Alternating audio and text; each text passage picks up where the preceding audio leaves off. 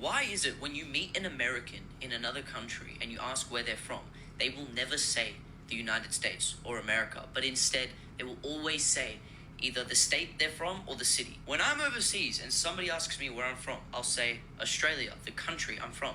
And then I'll say Sydney if they ask. When I was in Spain, I asked this woman where she's from, and she says, I'm from California.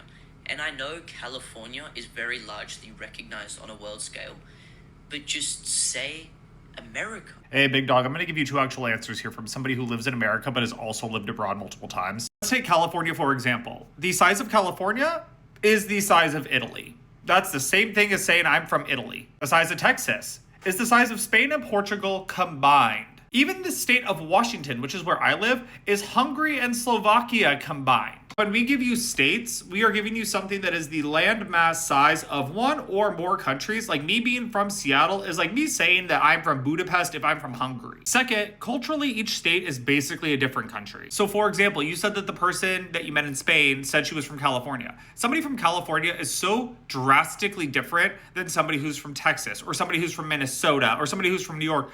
All of those cultures are so different from each other. They need to tell you what they are from culturally, not just where they are from geographically. I cannot imagine, I've not been to Australia, but I cannot imagine that the Australian cultures are as drastically different as the ones in the US. So you saying you're from Australia is fine. A lot of Australians are probably very similar. In America, anybody from North Carolina is going to be drastically different from somebody from Oregon. Anybody from Washington is going to be very drastically different from somebody from Hawaii. I don't know. I think if people do not understand the concept of the United States generally, it's going to be very hard to grasp why we talk about our geography the way we do on a global scale.